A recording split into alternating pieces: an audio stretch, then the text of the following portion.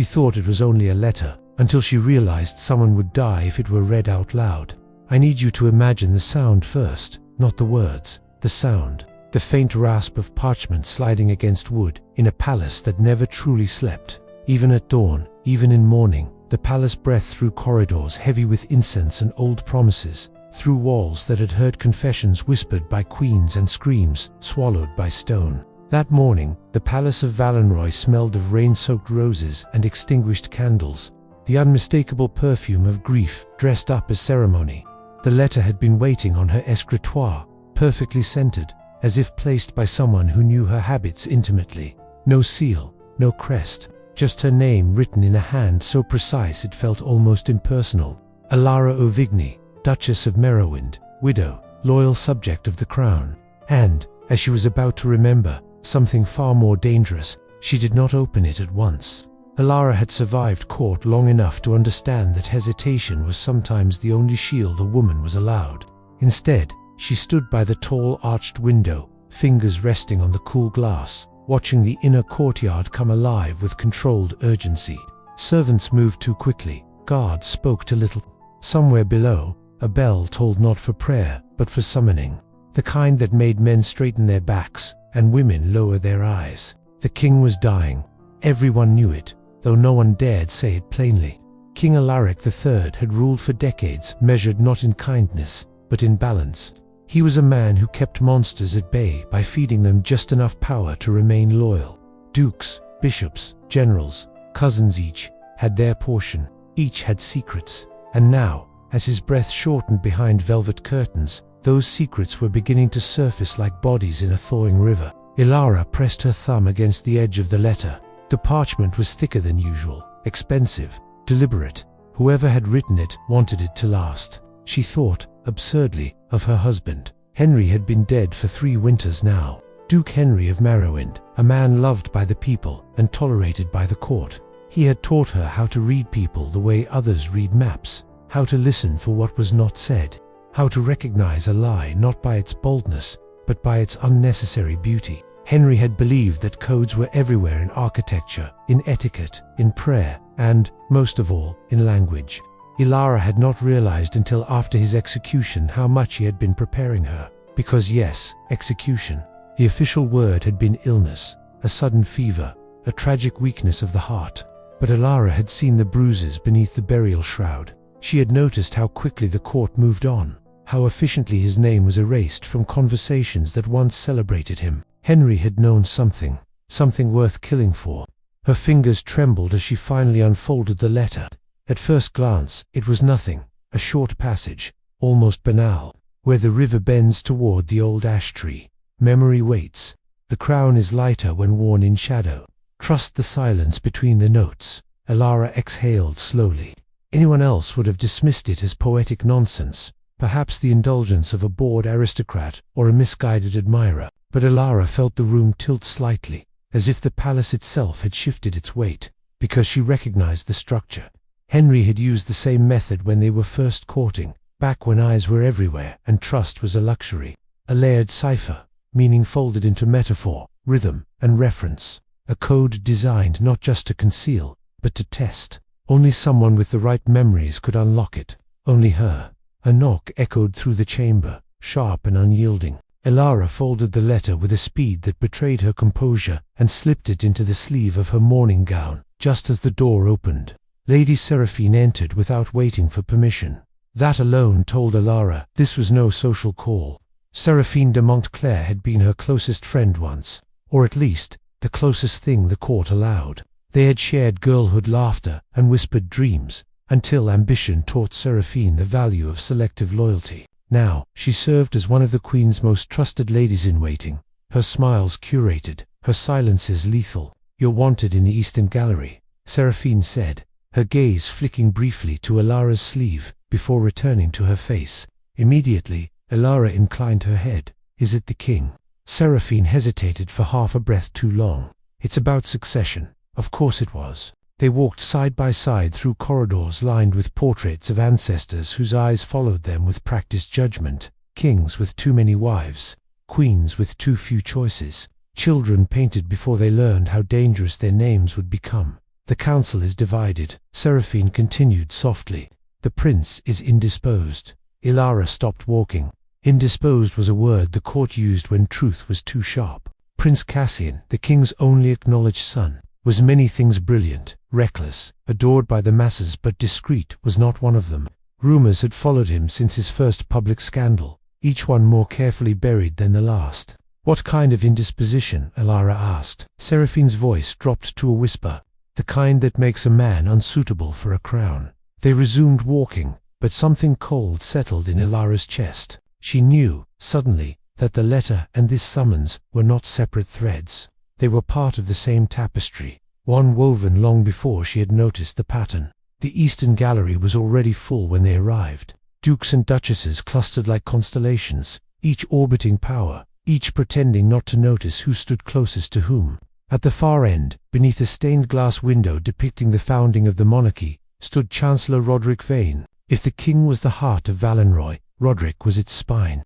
Tall, silver-haired, and perpetually composed, the Chancellor had survived 3 reigns and countless purges by mastering the art of appearing indispensable. His eyes, pale and unblinking, found Ilara immediately.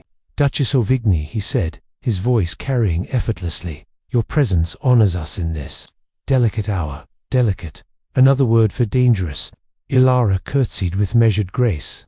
"I served the crown." A murmur rippled through the room, some approving, some skeptical. Everyone remembered Henry. Roderick gestured, and the murmurs died. "We have reason to believe that messages are circulating within the court, messages intended to destabilize the line of succession." Ilara's pulse quickened. She kept her face still. "These messages are encoded," he continued, subtly, elegantly. "Whoever wrote them understands not just language, but our history." Eyes shifted, heads tilted. The room leaned inward. "We also have reason to believe," Roderick said, "that you may be uniquely qualified to interpret them." The silence that followed was absolute. Ilara felt the weight of every gaze press against her skin. She thought of the letter hidden in her sleeve, thought of Henry's voice explaining that the most dangerous codes were the ones that felt like poetry. "I'm a widow," she said calmly. "Not a spy." Roderick smiled faintly. "In my experience, Duchess, the two are not mutually exclusive." Before she could respond, the doors at the far end of the gallery opened. A man entered whom Ilara had not seen in years, yet somehow recognized instantly. Julian Vale. He was dressed plainly by court standards, in dark wool and a travel-worn cloak, his hair tied back carelessly, as if he had forgotten where he was. But it was his bearing that unsettled her, the quiet confidence of someone who did not need permission to enter a room full of nobles. Their eyes met, and in that moment, something in Ilara fractured. Memory surged forward, uninvited.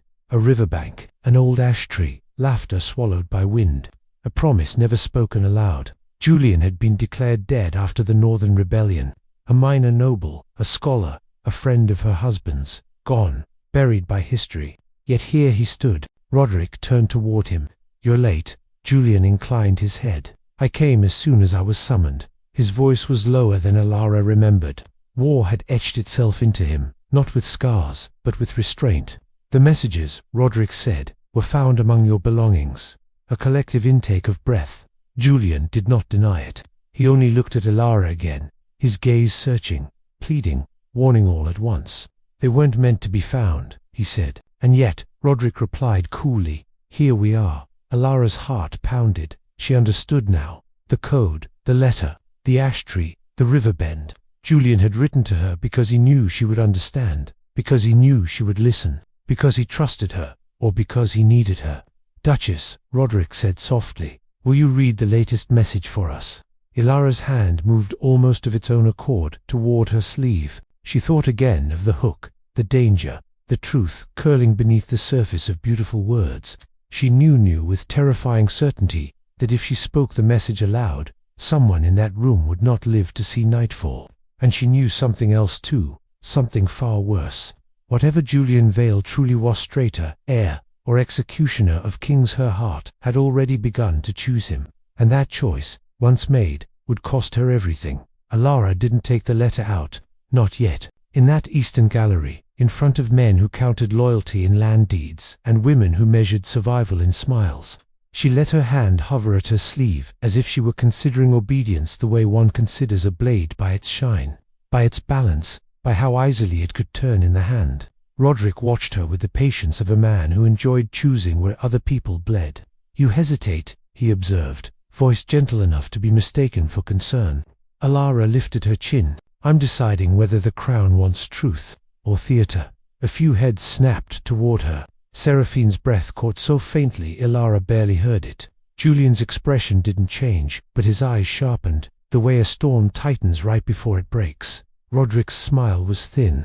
Truth is rarely useful on its own. Reed Ilares' fingers closed around the parchment inside her sleeve. She could feel the ridges of the ink through the fabric, as if the words were trying to claw their way into the room. When she pulled it out, she did it slowly, letting the court see it, letting them believe she was surrendering willingly. A woman's compliance was one of the easiest weapons to disguise. She unfolded it and pretended to read it for the first time. "Where the river bends toward the old ash tree, memory waits. The crown is lighter when worn in shadow. Trust the silence between the notes." She could hear Henry's voice in her mind, calm as candlelight. "Don't read what it says, love. Read what it points to." The river bend wasn't geography. It was a line in a hymn the royal family used to sing during private chapels, the kind of hymn never performed for the public. The old ash tree wasn't a tree at all, it was a symbol carved into the underside of the late Queen's music box, a keepsake passed only among women who married into the bloodline. And the silence between the notes, that was the trick Henry had taught her when he first explained how his own father had smuggled messages during the rebellion. You didn't hide the truth in the sound, you hid it in the pauses. Alara looked up from the letter. "It's not a threat," she said quietly. Roderick's eyes narrowed. "It's treason. It's a map," Alara replied, and felt the room lean toward her again, hungry now. Or an invitation. Julian's jaw tensed. He said nothing, but his stillness felt like a hand around her wrist. A map to what a duke demanded. Duke Halbrecht, bloated with privilege and wine, the kind of man who believed he could shout at destiny and be answered politely. Alara didn't look at him. She kept her gaze on Roderick, because she understood something essential in that moment. The court didn't fear scandal, it fed on it. What it feared was uncertainty, and Roderick, above all, feared anything he couldn't control. "It references the private royal hymn," Alara said, letting her voice carry, not loud but steady. "The one sung only in the king's chapel on nights of remembrance."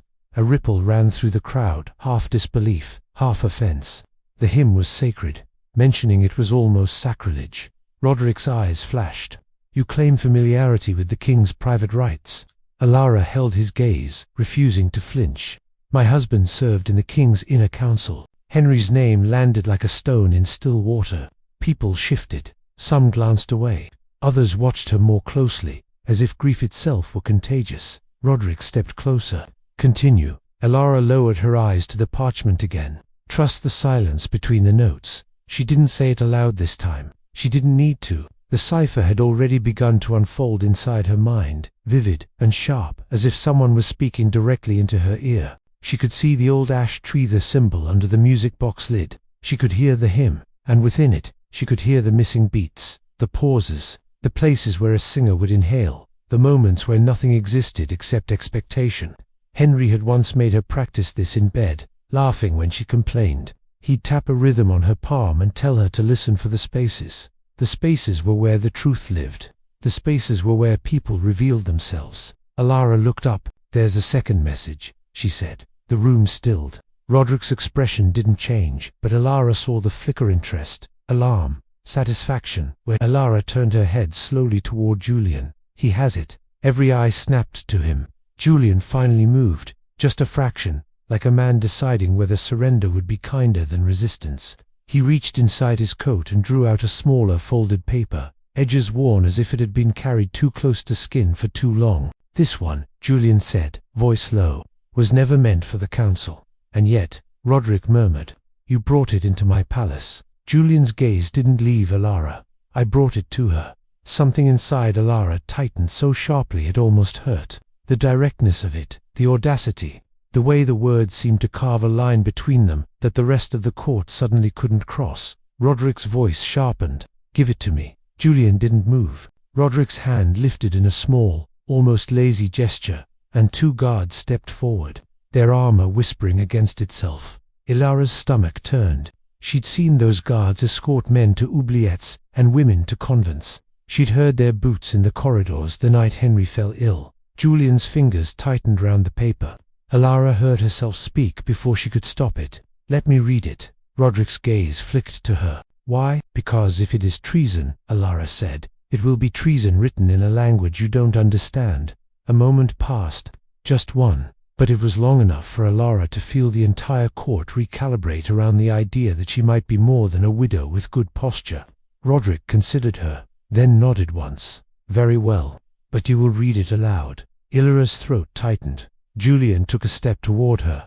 The guards hesitated, uncertain whether to stop him. Roderick didn't. He wanted this. He wanted to watch.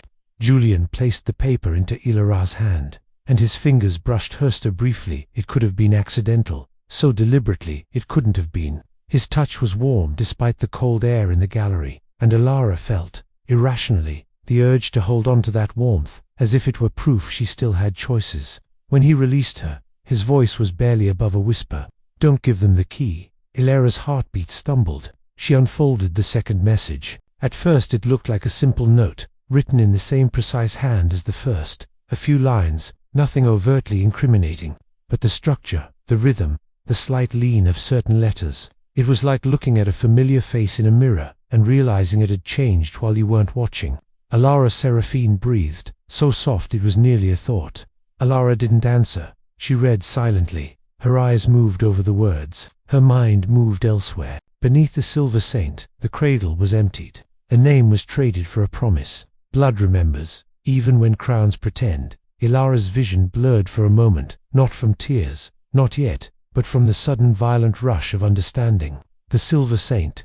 There was only one, Saint Lysander, the patron of lineage and oaths, whose silver statue stood in the royal chapel. Beneath it, hidden behind a panel only the royal confessor and a handful of trusted souls knew how to open, was a small chamber, a reliquary, a place where the monarchy stored relics and documents too dangerous to be acknowledged. The cradle was emptied. A name was traded for a promise. Ilara felt her skin go cold. There had been rumors, centuries old, about a child born of a queen and replaced in secrecy. A baby rumored to have died, though no one had ever seen the body. A story told in whispers to frighten young ladies into obedience. Be careful what you love, because the crown can take it and call it duty. Henry had once told her the rumor wasn't a story. It was a wound. Blood remembers, even when crowns pretend. Ilara's hands shook.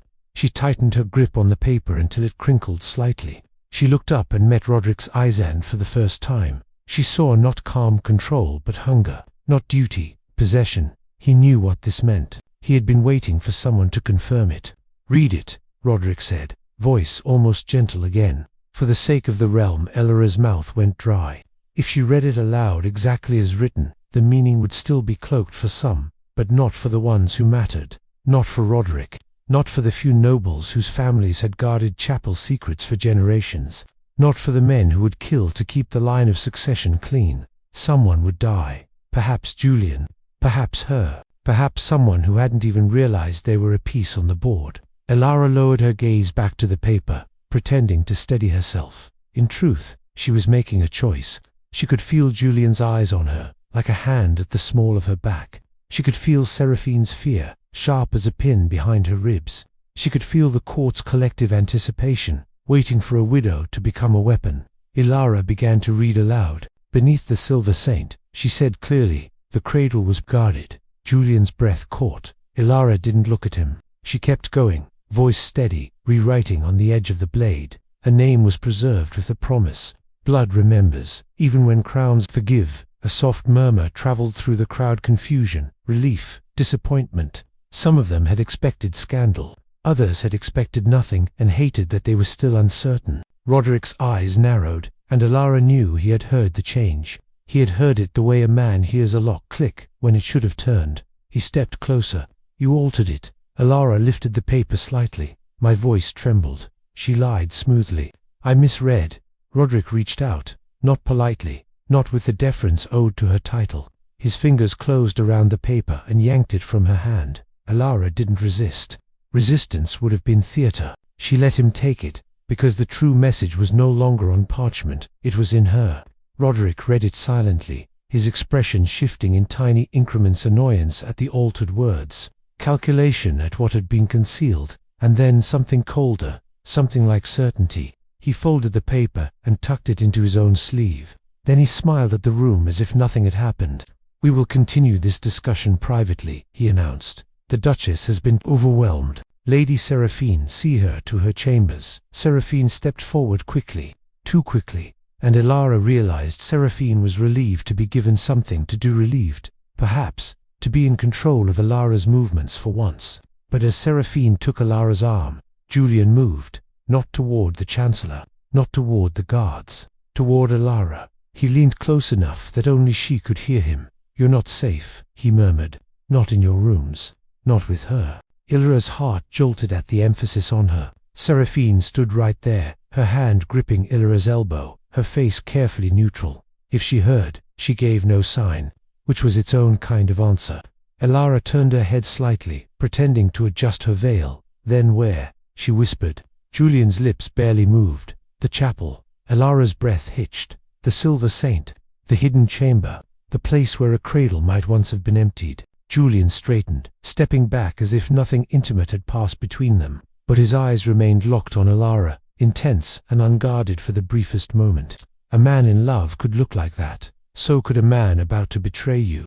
Seraphine guided Elara out of the gallery, her grip firm, her voice soft. "You shouldn't have involved yourself." Elara kept her eyes forward. "I didn't choose this." Seraphine's laugh was very quiet. "None of us do." "Not really." They walked through corridors that suddenly felt narrower, as if the palace itself were closing around Elara. She could hear footsteps behind them, guards at a respectful distance, their presence a reminder that mourning gowns did not make a woman invisible. If anything, they made her easier to underestimate. When they reached Ilaros' chambers, Seraphine paused at the door and didn't release her arm. "You changed the message," Seraphine said. Elara met her gaze. "Yes." Seraphine's eyes were glossy with something that could have been fear, or anger, or admiration. "Why?" "Because I don't want him dead," Elara thought. "Because I don't want to be alone again. Because I am tired of men deciding which truths are allowed to exist." Instead she said, "Because someone wanted me to speak it." Seraphine's grip loosened. "Someone did." Elara watched her carefully. "Was it you who left the first letter on my escritoire?" Seraphine's lips parted slightly, and Elara saw the smallest crack in her composure. "Don't ask me that," Seraphine whispered. It wasn't a denial. Elara stepped into her chambers. The door closed behind her with a soft click that sounded too final. For a moment, she stood still, listening. The room was quiet, too quiet. The fire in the hearth had been freshly tended. The curtains were drawn just slightly, as if someone had adjusted them to let a particular angle of light fall across her desk.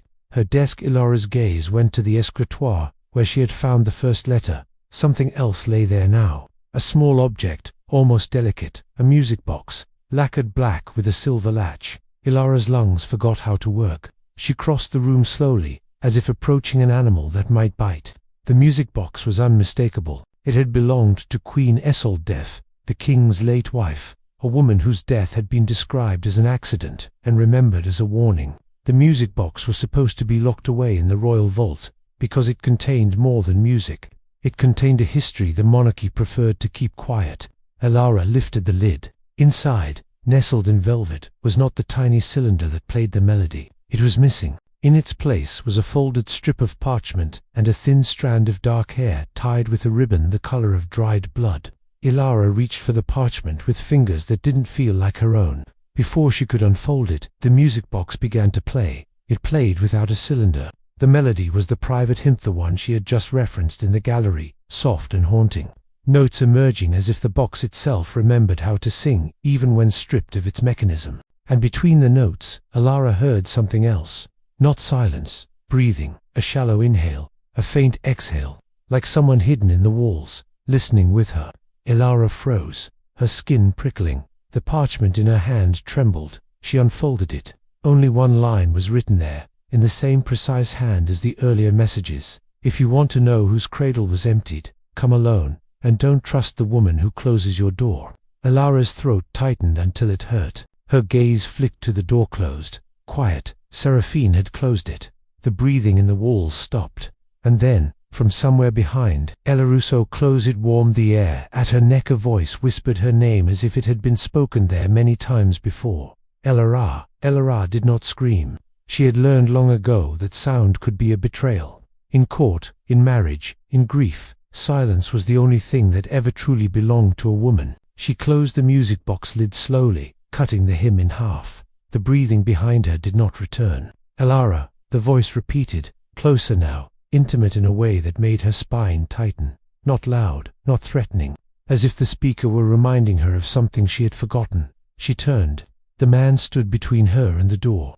He was tall, dressed in the dark uniform of palace clergy, the kind worn by men who moved through sacred spaces without question. His hair was the color of wet earth, his face sharp and familiar in the way faces become when you have seen them in passing 1,000 times, but never truly looked.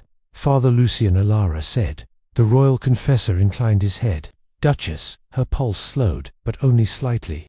Lucien had served the royal family for as long as Elara had lived at court. He had baptized princes, buried queens, and heard the sins of men who could have ordered his execution with a word. He was not a man who should be standing uninvited in her chambers. You shouldn't be here, she said. Lucien smiled, faint and regretful. Nor should that music box. Elara's gaze flicked to the desk. Did you put it there? No, he said. But I know who did. The word trust echoed in her mind, sharp and mocking. Trust the silence between the notes, then speak, Elara said. Before someone decides, I already know too much. Lucien studied her for a long moment, as if weighing whether her life was a debt he could afford to repay.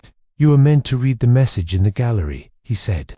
Exactly as it was written. Elara crossed her arms. So that I could be killed for it. So that the truth would be spoken in a room where it could not be ignored. And you, Elara said, would have been what? A witness. Lucien's jaw tightened. A penitent. He stepped closer, lowering his voice. There was a child, Duchess, born in secret, taken from the Queen's arms before she could even name him. The king believed it was mercy. Elara's breath caught. Is that why she died? Lucien's eyes flickered.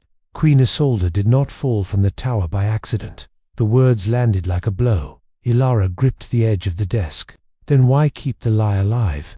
Because, Lucien said softly, the lie built a kingdom, and the truth would burn it. Elara thought of Julian, of the message, of blood remembering. Where is the child? She asked. Lucien hesitated. And in that hesitation, Elara saw the outline of a danger far larger than any single man. He grew up believing he was no one, Lucien said. And now he is everything the crown fears. Elara's heart began to pound. You mean footsteps sounded in the corridor outside her door? Lucien stepped back instantly, retreating into shadow as the handle turned. Seraphine entered. She paused when she saw Lucien, her expression tightening for just a fraction of a second, before smoothing into polite surprise. Father, I didn't realize you were with the Duchess. I was leaving, Lucien said. He turned to Elara. Pray for discernment. Then he was gone. Seraphine closed the door behind him and leaned against it, as if listening. For a long moment, neither woman spoke. Finally, Seraphine said, You're being watched. Elara's laugh was hollow. By whom? The court, the clergy, the ghosts of queens. All of them, Seraphine replied. And by someone who wants you alive. Elara's eyes narrowed. You closed my door. Seraphine's gaze dropped. To keep them from listening. To keep who from listening? Seraphine looked up then, and the fear in her eyes was real. The men who moved through the walls. A chill slid down Elara's spine. They call themselves the choir, Seraphine continued. They believe silence is the highest form of loyalty. They erase what the crown cannot afford to remember. Elara thought of the breathing behind the walls. Julian warned me not to trust you, she said. Seraphine's lips curved in something like sadness. Julian warns everyone. It's his nature. Is he the child? Elara asked. Seraphine didn't answer. She pushed away from the door. You need to leave your chambers now. And go where? Elara demanded. The chapel, Seraphine said. Before they seal it. Elara hesitated only a second. Then she grabbed her cloak and followed. They moved through servant corridors, narrow and unlit, the air thick with dust and old incense. The palace above them felt like a living thing, its weight pressing down through stone and secrets. When they reached the chapel doors, Seraphine stopped. If what you're about to learn changes how you see him, she said, Remember that love has never been a defense here. Ilara's voice was barely a whisper. Then what has Serafini met her gaze? Knowing when to run, she pushed the doors open. The chapel was empty. Candles burned low along the walls, their flames wavering as if disturbed by a breath Ilara could not feel. At the far end stood the silver statue of Saint Lysander, his hands raised in eternal blessing. Ilara walked toward it, her steps echoing too loudly. Behind the statue, hidden in shadow, was the small panel Lucian had spoken of. She reached for it. It opened at her touch. Inside was not a reliquary, it was a cradle, small, carved from pale wood, lined with silk that had yellowed with age. And inside it lay a single object, a signet ring. Ilara recognized it instantly. The royal seal, the true one, the one never worn in public. Her breath left her in a rush. A presence moved behind her. Ilara, she turned. Julian stood in the aisle, his expression unreadable. You came, he said.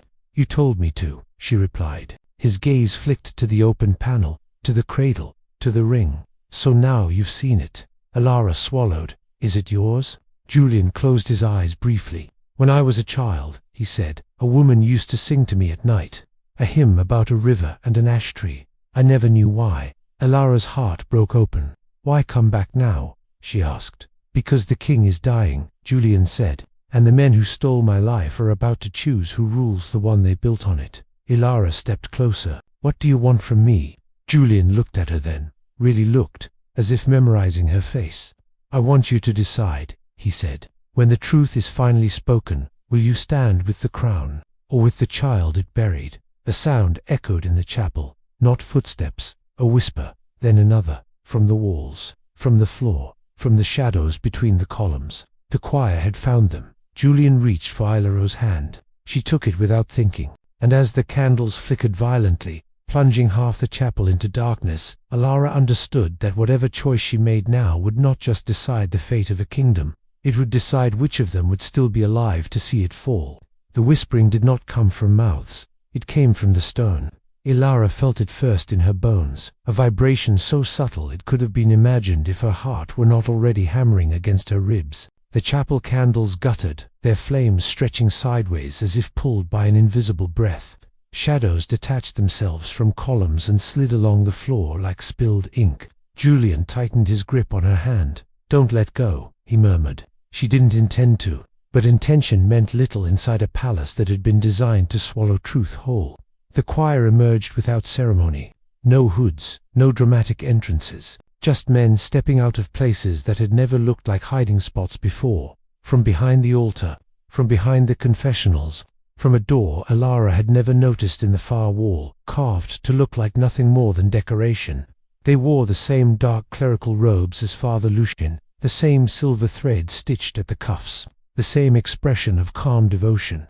Their leader stepped forward. He was older than the others, his hair the color of ash, his face so smooth it looked almost unfinished. His eyes, however, were sharp with purpose. Duchess Ovigny, he said, you were not invited into this chapter of history. Ilara straightened, even as fear tightened around her spine. Then perhaps history needs better hosts. A flicker of amusement crossed the man's face. History needs silence. Julian moved slightly in front of her.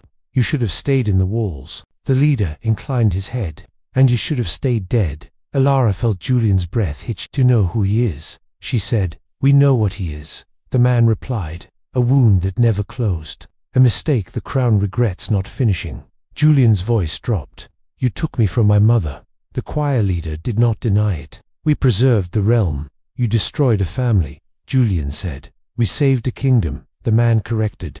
Ilara looked from one to the other, her mind racing. The king knows, she said, doesn't he? The choir leader's lips curved slightly. The king knows many things. He chooses what to remember. The air thickened. From behind the leader, another man stepped forward carrying something wrapped in black cloth. He placed it gently on the altar and unfolded it. A crown, not the public one, not the gold circlet worn during coronations and parades. This one was forged from dark silver, etched with ancient runes, and inlaid with small stones that glimmered like frozen tears. The crown of bloodright, the one worn only when a monarch swore the first oath, the true oath. Ilara's stomach dropped.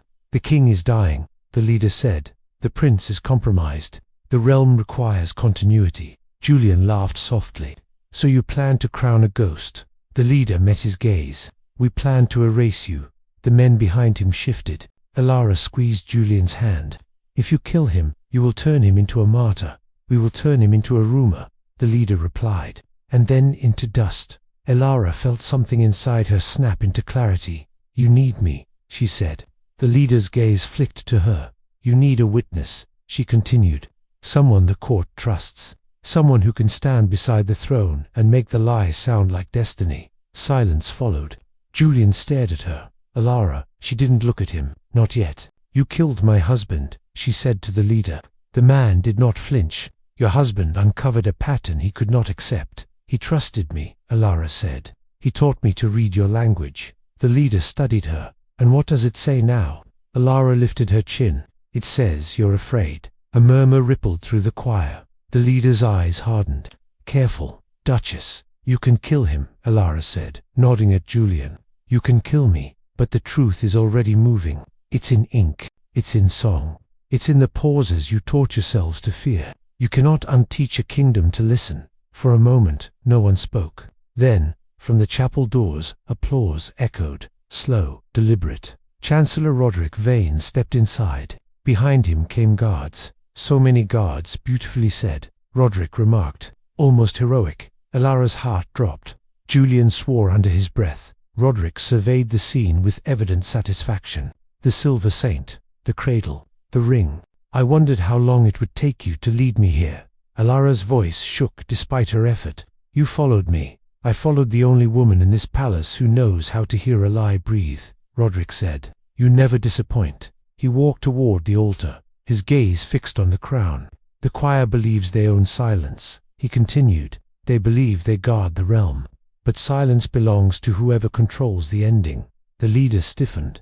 This is not your domain, Chancellor. Roderick smiled. Everything is my domain when the king cannot stand. He reached for the crown. Julian lunged. The guards moved faster. Steel flashed. Elara screamed his name as Julian was thrown to the floor, boots pinning his shoulders, a blade pressed to his throat. Don't, she pleaded. Roderick turned, crown in hand. Don't. What? Don't make him a symbol, Elara said. Don't turn a stolen child into a legend. Roderick's gaze was unreadable. Legends are useful. He knelt beside Julian. Do you know what your mother called you before we took you? Julian glared. Liar. Roderick smiled. She called you her miracle. Elara saw something break in Julian's eyes. Roderick stood. Kill him. The guard raised his blade. Wait, Elara said. Every eye turned to her. If you kill him, she said, the court will fracture. The people will demand answers. You will spend the rest of your life stamping out fires. Roderick tilted his head. And if I don't, then you control the narrative, Elara said. You crown a prince who doesn't know he's been replaced. You keep the air in the shadows, and you let me decide when the truth is revealed. Roderick studied her. You offered treason with impeccable timing. I offer survival, Elara said. A long silence stretched. Finally, Roderick gestured. The blade lowered. Julian sucked in a breath. Roderick turned to Elara. You will swear loyalty. To the realm, Elara said. Not to you. Roderick's smile returned. We will discuss the difference. He looked at Julian. You belong to me now. Elara stepped between them. He belongs to himself. Roderick's gaze darkened. Be careful, Duchess. You are already standing on the wrong side of history. History, Elara said quietly, is written by whoever survives the night. Roderick turned toward the exit. Prepare the eastern wing. Our guest will require accommodations. The guards dragged Julian to his feet. Elara reached for him. He caught her hand for a heartbeat. Run, he whispered. They pulled him away.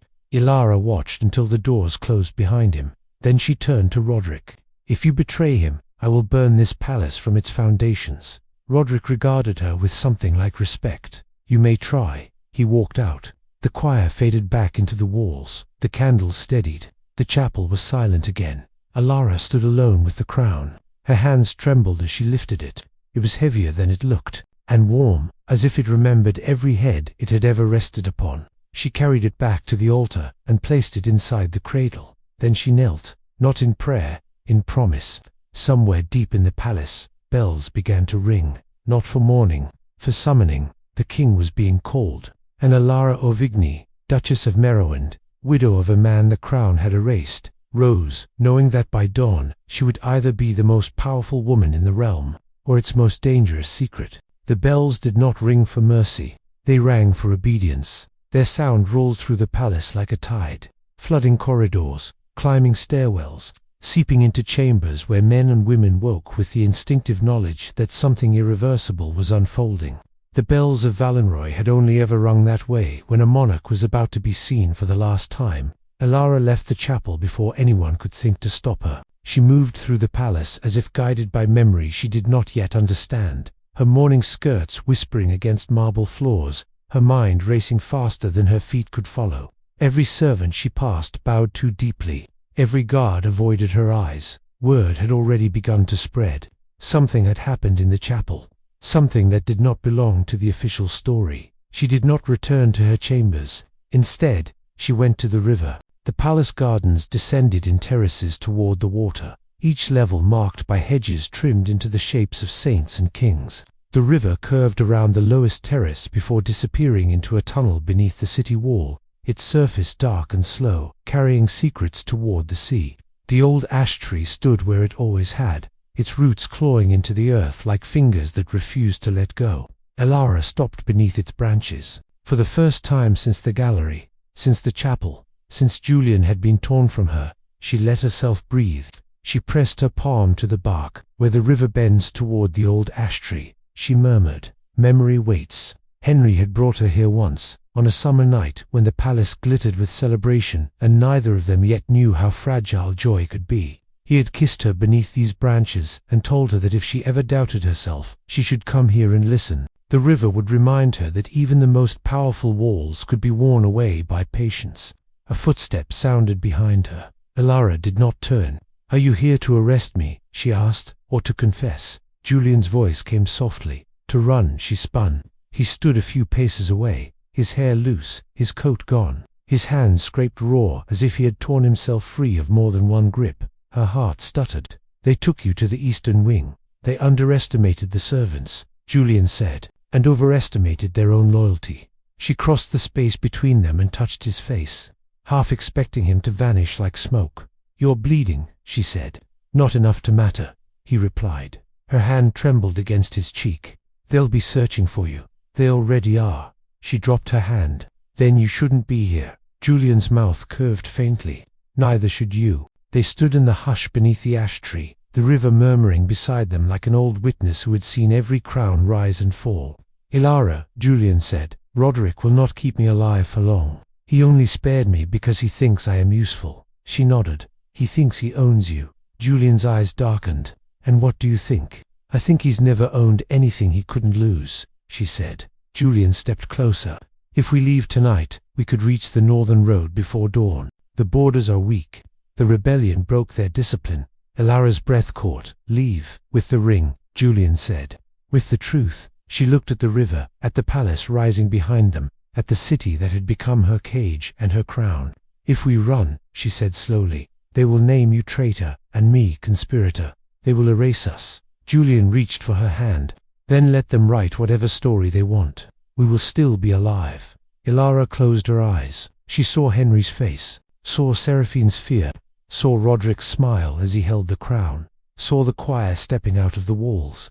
She opened her eyes again. "And the people?" Julian hesitated. "What about them?" "They deserve to know who rules them," Alara said. "They deserve to know the cost of silence." Julian studied her. "You want to stay?" "I want to fight," she said. Julian released her hand.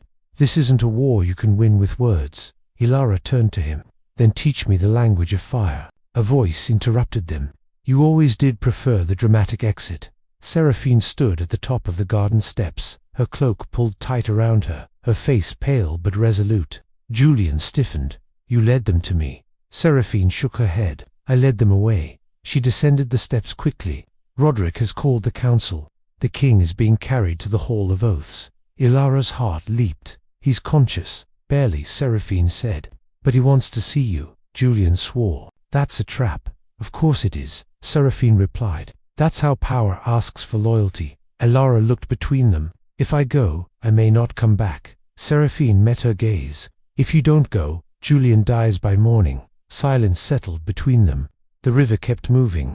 Julian stepped closer to Alara. You don't owe me this. Alara lifted her hand and rested it over his heart. You owe me the truth, and I intend to collect. She turned to Seraphine. Take him to the north gate. Julian shook his head. No, you said you wanted to run, Alara said. Do it. Live long enough to see what I build. Seraphine's eyes widened. You're sending him away. I'm sending him where Roderick can't reach him, Alara said. Julian grabbed her wrist. You're walking into a room full of men who want you silent. Alara leaned in and pressed her forehead to his. Then remember me loud. Their lips met, not in desperation, not in fear, but in promise. A promise neither of them knew how to keep. When she stepped back, Julian's eyes were bright with unshed tears. Go, she whispered. Seraphine took his arm. We don't have time. Julian let himself be pulled away. But he did not stop watching Alara until the garden curved between them and the ash tree hid her from his sight. Alara stood alone again. She squared her shoulders and turned toward the palace. The Hall of Oaths was already filled when she arrived. The king lay on a raised dais, his body shrunken beneath layers of velvet, his crown set beside him like an accusation. Courtiers lined the walls in rigid silence. The council sat in a semicircle, their expressions carved from stone. Roderick stood at the king's right hand. When Alara entered, a murmur rippled through the hall. The king opened his eyes. Alara, he rasped. She approached slowly, each step echoing like a verdict. Your Majesty. His gaze lingered on her face, searching. You read the message. Yes, and you changed it. Yes. A few counselors shifted uncomfortably. The king's lips twitched. Henry would have been proud. Her throat tightened. He died for this. He died for believing in mercy, the king said. A dangerous faith. Roderick stepped forward. Your Majesty, the Duchess has been compromised. Alara turned to him. So have you. The king raised a trembling hand. Enough. He gestured weakly toward the crown. The realm needs a future. Alara knelt. Then give it one, she said. The king's eyes filled with something like regret. Do you know what it means to wear that crown? Yes, Alara replied. It means carrying every lie it was built on. The hall went silent. Roderick's voice was sharp. This is madness. The king coughed, a wet, rattling sound. Madness built Valenroy. He looked at Alara. Swear. She rose. I swear to protect the realm, she said, even from the men who claim to own it. Roderick's face darkened. You overstep yourself. The king closed his eyes. So did I. A bell tolled once. The sound was different from the others. Final. The king's hand slipped from the velvet. The crown waited. Alara stepped forward. Roderick reached for it. Their hands touched it at the same time. And in that instant, Alara felt the weight of every secret in the room settle onto her shoulders. She did not let go.